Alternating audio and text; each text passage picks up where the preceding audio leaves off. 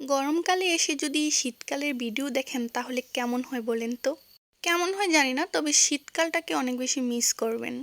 হ্যাঁ, এটা হচ্ছে শীতকালের ভিডিও। শীতকালের বলতে একদম শীতের শেষের দিকের।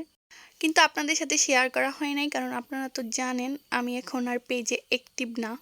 পেজে আর এখন আর ভিডিও আপলোড দেওয়া হয় না। তো হঠাৎ করে আমি নোটিস করলাম আমার মোবাইলে অনেকগুলো ভিডিও রয়ে গেছে। তো ভাবলাম যে ভিডিওগুলো যেহেতু রয়ে গেছে তো সেগুলো আপলোড দিয়ে দিই। মানে এডিট করে আপলোড দিয়ে দিই। আর সবচেয়ে বিরক্তকর বিষয়টা হচ্ছে ভিডিওতে ভয়েস দেওয়া। হ্যাঁ, এটা অনেক বেশি কষ্টের, আমার একদমই ভালো লাগে না। আমার তো এর আগে আরও অনেকগুলো প্রবলেম ছিল। এই প্রবলেমের কারণে হচ্ছে ভিডিও আপলোড দিতে পারি নাই। তারপরে আরেকটা যেটা কারণ সেটা হচ্ছে ভিডিওতে ভয়েস দেওয়া। ভাইরে ভাই, এত কষ্ট ভয়েস দিতে। আসলে কষ্ট বলবো না, বলবো বিরক্তকর। তো যাই হোক, এটা ছিল শীতের শেষের দিকে। আমি চলে আসছিলাম কাচ্চি ডাইনে কাচ্চি খাওয়ার জন্য। তো একটু একটু ভিডিও করছিলাম, তো ভাবলাম যে আপনাদের সাথে এটা এখন শেয়ার করে দিই।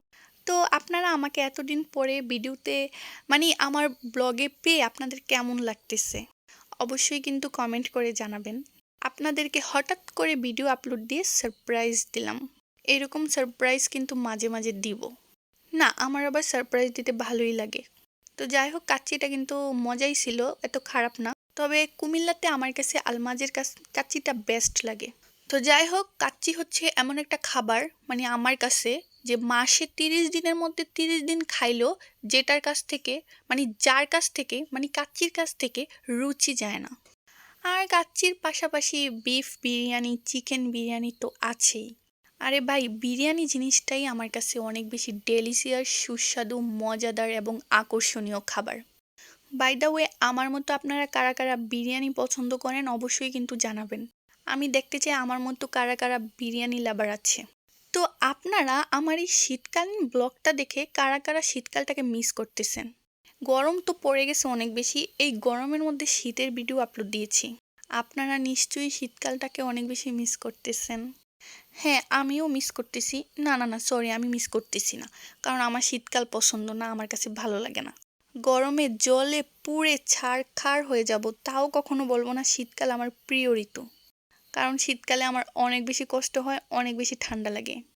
আর এই যে দেখে নিন শীতকালীন সবজি, এই সবজিগুলো এখন আর দেখতে পাবেন না, কারণ এখন গরম চলে আসছে। শীতকাল আমার পছন্দের ঋতু না হলেও শীতকালীন সবজি কিন্তু আমার অনেক বেশি ভালো লাগে। তো যাই হোক, এখন তো রমজান মাস, আপনারা কারা কারা ঈদের শপিং করেছেন এবং কার কার রমজান মাস কেমন কাটলো অবশ্যই কিন্তু জানাবেন। আমার তো এবারে রমজানটা মাশাল্লাহ আলহামদুলিল্লাহ অনেক বেশি ভালো কাটছে। আমি চাই আমার সামনের রমজানগুলো আরও বেশি ভালো কাটুক, যদি আল্লাহ বাঁচায় রাখে আর কি। আমি ভাবছিলাম আপনাদের সাথে আমার একটা ঈদ শপিং ব্লগ শেয়ার করব। পরে ভাবলাম যে না থাক, যেহেতু ভিডিও এখন করি না, তো শপিং করার ব্লগ আর করতে হবে না। তো এখন আবার আফসোস করতেছি, ভিডিওটা যদি করতাম তাহলে তো আপলোড দিতে পারতাম। তো যাই হোক, এখন হচ্ছে বাসায় চলে যাচ্ছি। এখন কয়টা বাজে জানেন? 10:30 বেজে গেছে। তো বাসায় আসার পর তখন হচ্ছে রাতের 1টা বাজতেছিল। তখন আবার খিদা লেগে গেছে, তো তখন কি খাবো, তো একটু নুডলস বানিয়ে নিলাম, স্যুপ নুডলস। মিস্টার নুডলসের এই স্যুপ নুডলসটা কারা কারা পছন্দ করেন অবশ্যই কিন্তু কমেন্ট করে জানাবেন। উফ, আমার বদ অভ্যাসটা এখনও গেল না, ব্লগে এসে বারবার একই কথা। কমেন্ট করে জানাবেন, কমেন্ট করে জানাবেন। কি করব বলেন, আর তো কোনো কথা খুঁজে পাচ্ছি না। এই জন্যই তো ভয়েস দিতে বিরক্ত লাগে, এই যে কথা খুঁজে পাই না, কি বলবো বুঝতে পারি না। আচ্ছা যাই হোক, আমি জানি আপনারা অনেকেই আমার ব্লগ অনেক বেশি মিস করতেছিলেন।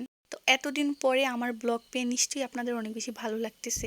যদি ভালো লেগে থাকে তাহলে অবশ্যই একটা লাইক করে দিবেন, একটা কমেন্ট করে দিবেন, একটা শেয়ার করে দিবেন। আপনাদের রেসপন্স ভালো পেলে আমি আরও রেগুলার ভিডিও আপলোড দেওয়ার চেষ্টা করব, বাট নট শিওর। ও হ্যাঁ, অনেকে জানতে চাইছিল যে আমি কেন এখন ব্লগ আপলোড দেই না। কারণ মাঝখানে আমি অনেক বেশি বিজি ছিলাম।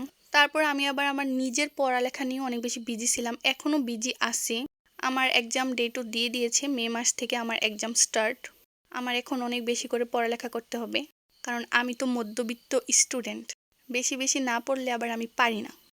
তো যাই হোক, এই বুড়া বয়সে এসব পড়ালেখা করতেছি, আর ভাল লাগতেছে না। জানি না এই লেখাপড়া কবে শেষ হবে। ছোটবেলায় একটা কথাই শুনছিলাম, মানে শুনেই বড় হয়েছি, যে লেখাপড়ার কোনো শেষ নেই। মানে মৃত্যুর আগ পর্যন্তই পড়ালেখা থাকে। যদি আপনি পড়তে চান আর শিখতে চান, তো পড়ালেখার কোনো শেষ নেই।